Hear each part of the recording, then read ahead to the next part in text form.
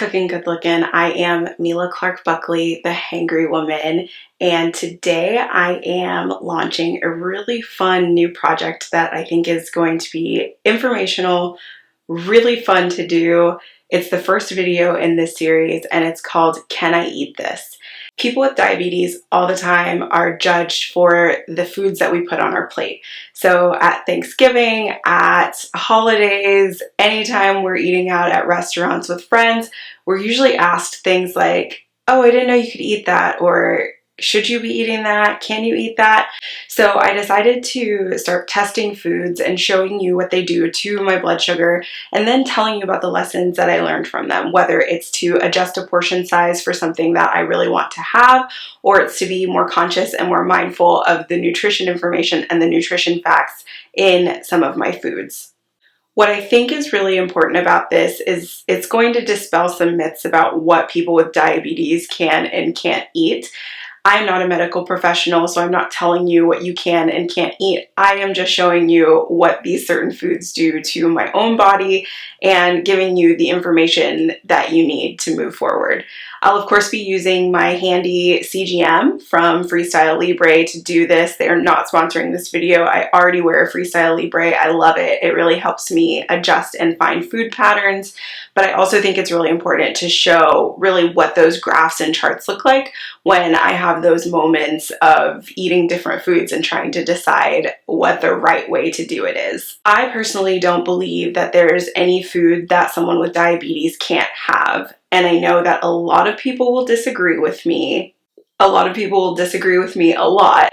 But I think if you figure out what portions work for you, you figure out what frequency these foods can fit into your diet, and then you also eat healthy most of the time, it's okay to add some of the things in this series into your diet from my perspective. Like I said, I'm not a medical professional. I can't tell you what you can and can't eat. I can only show you the data from how it affects me. For this first episode, we're diving into croissants and whether people with diabetes can eat croissants and what I found that it does to my blood sugar. Croissants are interesting. They're made with leavened dough, which has yeast in it, and folded into butter, which gives it these like really crisp and flaky layers, and like hundreds of layers in one croissant. They are delicious. They are buttery. Everybody loves a good croissant, but can it work for your blood sugar? So I set out to find out. First, let's talk nutrition facts.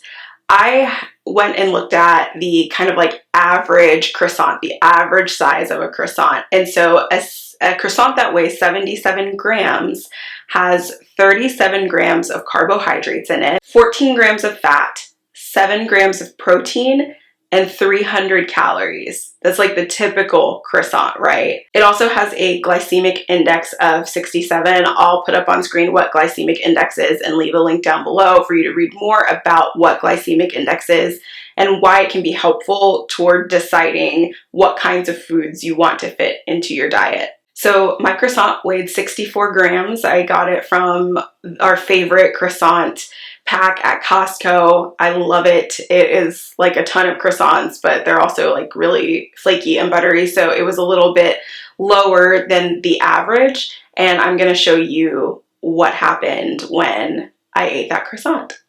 Cue the B-roll.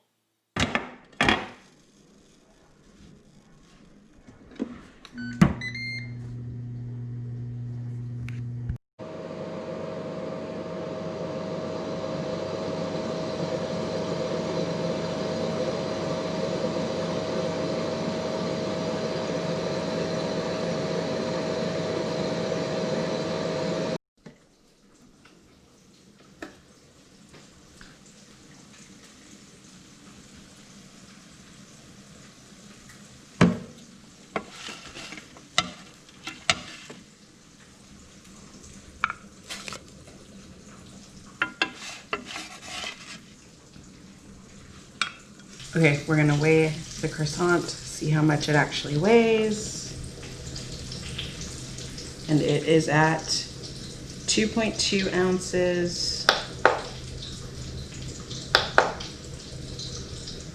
or 64 grams for this size of croissant after it's cooked.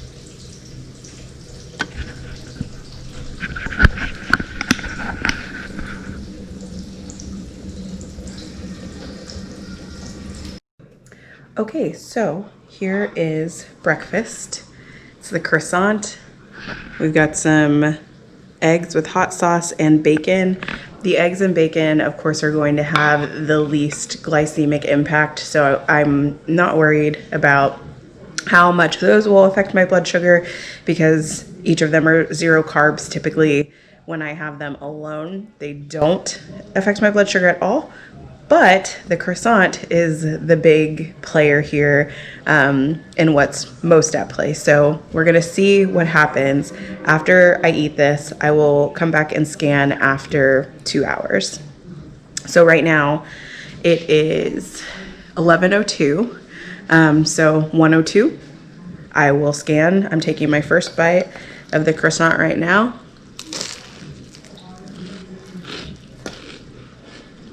We'll see how it goes. I'll come back and report what happens. Okay, so 2 hours later, I just did my blood sugar scan and I'm at 195 with an arrow trending down. As you can see, I did have a bit of a spike before I came back down. I was checking periodically to see. My threshold is typically 180, so I was about 15 points over what my normal threshold is. But there are some lessons to be learned about having a croissant and having it at the blood sugar level that I was at. So I'm going to talk to you about that now.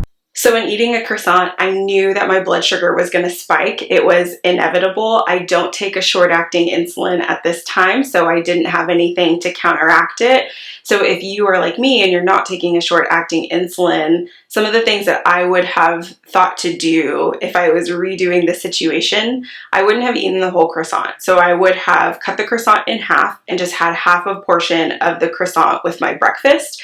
We know that the bacon and eggs aren't going to necessarily cause a huge spike when it comes to your blood sugar. However, adding the croissant and adding that extra fat, those extra carbs, are definitely going to add and contribute to that spike, especially for me. So what I would have done is cut the croissant in half, had half the portion, and I probably wouldn't have seen as big of a spike. I would have still seen a spike, so it's not like it wouldn't have spiked my blood sugar at all, but I would have seen way, way less of that curve going up with the croissant. What I noticed was that I tested after the first hour and then after 2 hours, and I peaked at that first hour, and then I did end up coming back down after that second hour, but it still pushed me over my threshold of where I like to be when I eat something like that. So I try to stay between the ranges of 70 and 180 when it comes to eating. 180 is my max whenever I am checking my blood sugar 2 hours after I eat. So that's where I want to top out at. I don't want to go over 180. If I go a little bit over 181, 182, I don't sweat it. But if I'm going 190, 200, like into the 200s is like a no. That's not where I want to be. And that's also going to really make me feel icky and feel gross when I have that high blood sugar. So I always try to top out at 180. That is my standard threshold. And what I noticed was that eating that whole entire croissant really took me way above that threshold. And so it's really about rethinking portion sizes. Half of a croissant probably would have been the best for me in that situation, but you live and you learn. And that's exactly why I'm doing these videos. I'm trying to figure it out, trying to learn, and trying to solicit some advice along the way, because I love kind of like figuring this stuff out. And even after 4 years of living with diabetes, you know, oh my gosh, it's been 4 years. It's so weird. It's been basically 4 years and a few months with a type 2 diagnosis, and then like 3 months with a LADA diagnosis. So these things are really changing for me. And although my treatment isn't changing and I am not necessarily eating much differently or taking a ton of different medications. I'm taking more long-acting insulin, but I'm not taking short-acting insulin. My pancreas is still producing insulin, so I'm still taking oral medications that work for type 2, even though I have a presence of antibodies.